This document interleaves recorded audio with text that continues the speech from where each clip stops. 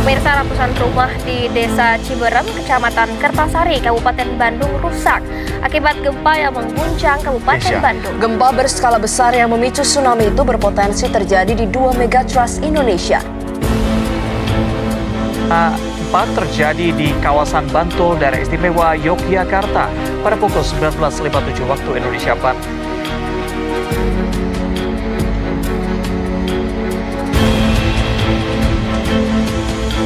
Gempa dengan kekuatan magnitudo 5,8 yang berpusat di 95 km barat daya Gunung Kidul terjadi pada pukul 15.57 waktu. Gempa bumi dahsyat magnitudo 7,0 pada 5 Agustus 2018 tak bisa begitu saja.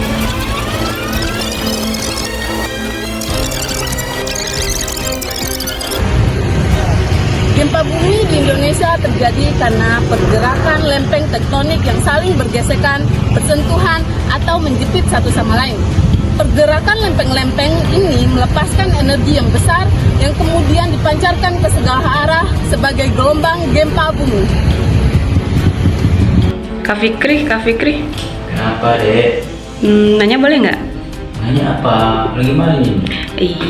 Kan gini, waktu 2018 itu ada terjadi gempa yang dahsyat banget di Pulau Lombok. Nah, kira-kira penyebab gempa sedahsyat itu apa ya, Kak? Kamu kayak gitu aja nggak tahu, Pi. Ini, jadi kakak jelasin sekarang.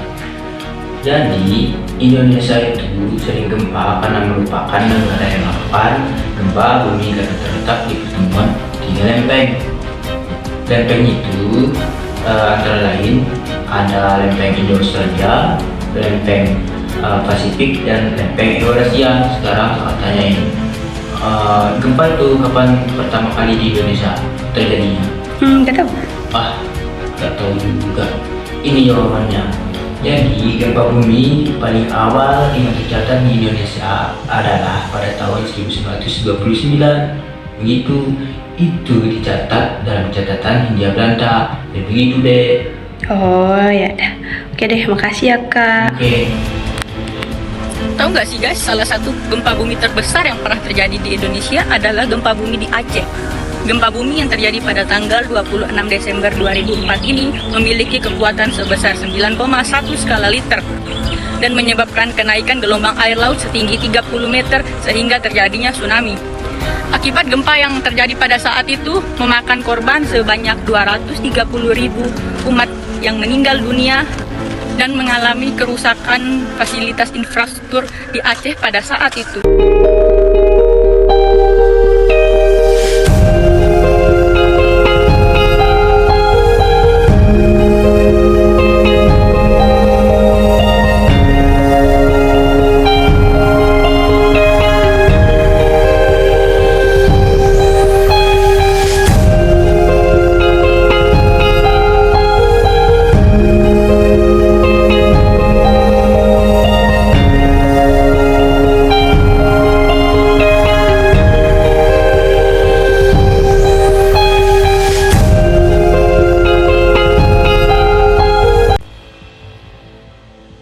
Assalamualaikum teman-teman, saya akan menyampaikan materi pertama, bagaimana cara baca peta gempa. Tunggu dulu, sebelum itu kita harus mengetahui peta gempa apa sih? Peta gempa atau peta seisme adalah representasi geografis yang menunjukkan besaran percepatan tanah akibat gempa bumi yang mungkin terjadi di suatu area. Peta ini dihasilkan dari analisis data kejadian gempa yang ada dan bertujuan untuk memprediksi kemungkinan terjadinya gempa di masa depan. Nah, untuk membaca peta gempa dengan efektif, ada beberapa langkah dan elemen yang penting yang perlu diperhatikan. Berikut adalah cara-cara yang dapat membantu kita dalam memahami peta gempa. Yang pertama, memahami simbol dan warna. Memahami simbol dan warna, ada beberapa warna yang perlu kita ketahui. Yang pertama, warna merah. Warna merah adalah menunjukkan daerah dengan risiko tinggi.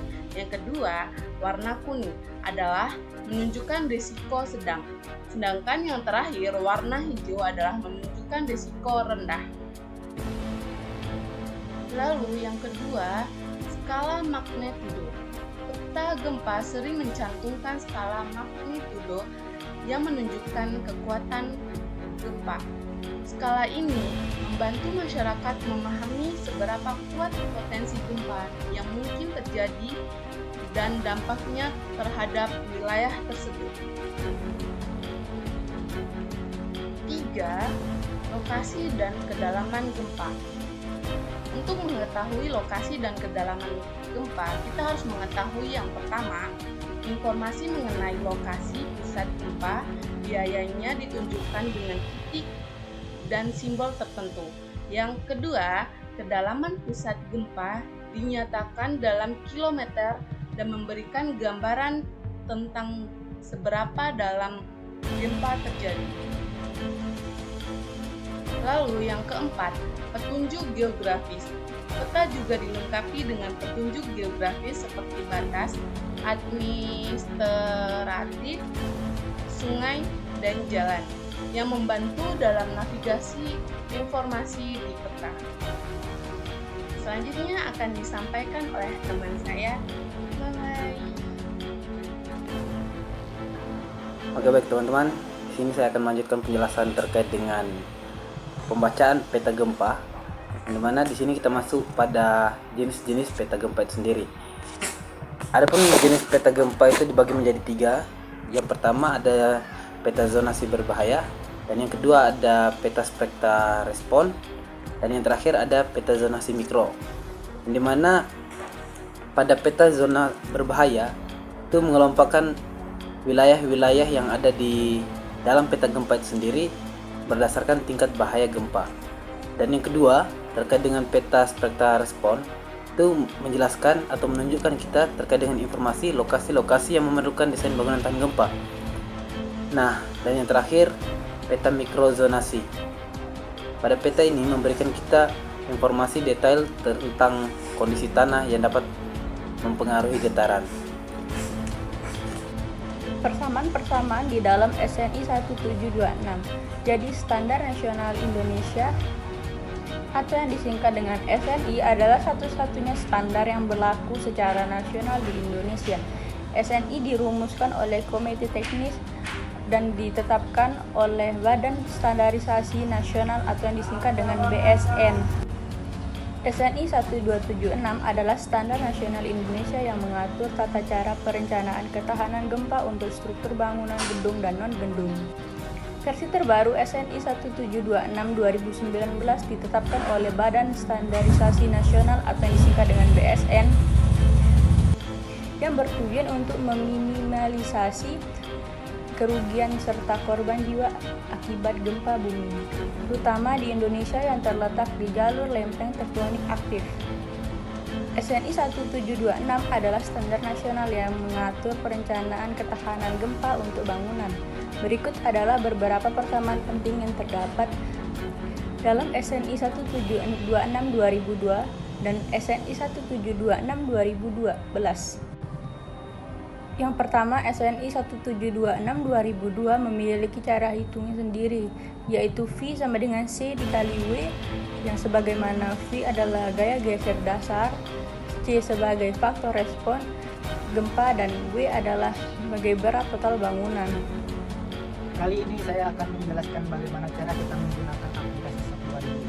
Yang pertama, menggambarkan geometri struktur, mendefinisikan penantang, material dan besarnya, serta melakukan asing penantang dan material tersebut pada program satuan ini.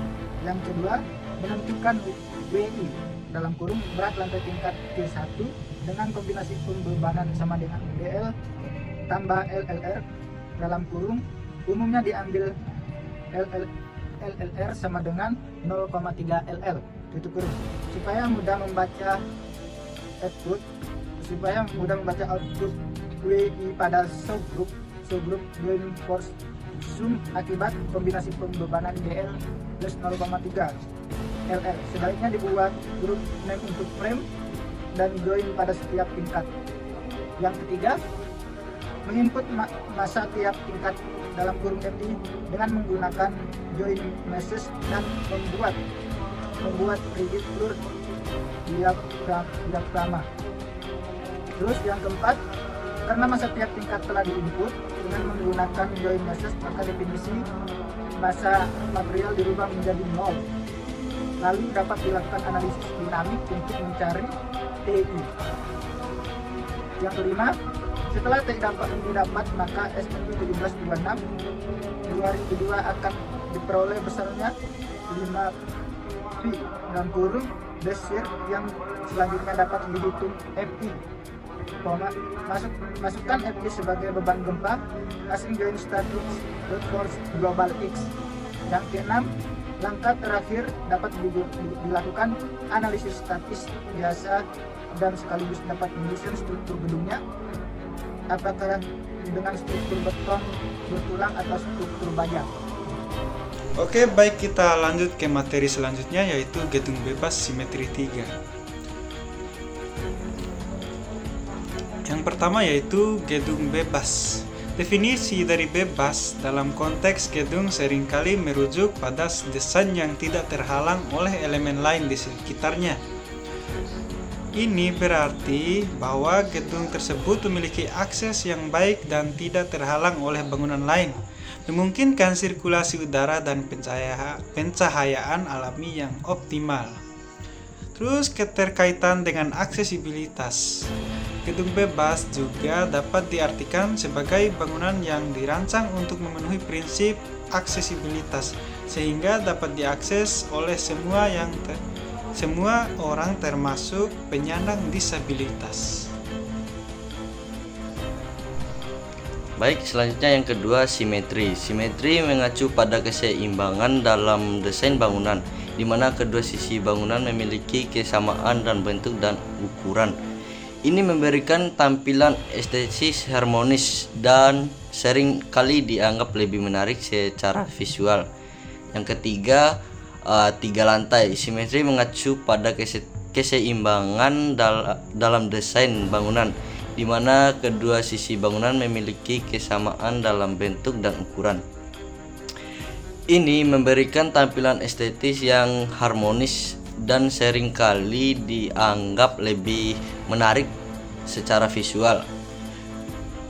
Pertimbangan desain dalam perencanaan bangunan tiga lantai penting untuk mempertimbangkan faktor-faktor seperti beban struktural, kestabilan, dan keamanan terhadap gempa bumi. Kesimpulan analisis beban gempa statistik plan merupakan metode yang digunakan untuk menghitung gaya lateral. Metode yang digunakan untuk menghitung gaya lateral akibat beban gempa pada struktur bangunan sesuai dengan ketentuan dalam SNI 1726/2012. Metode ini dirancang untuk membangun yang memiliki struktur beraturan baik secara horizontal maupun vertikal, dan memberikan pendekatan praktis dalam perencanaan ketahanan gempa. Ada beberapa poin penting dari kesimpulan di atas sebagai berikut. Pertama, definisi beban gempa statis ekuivalen. Yang kedua,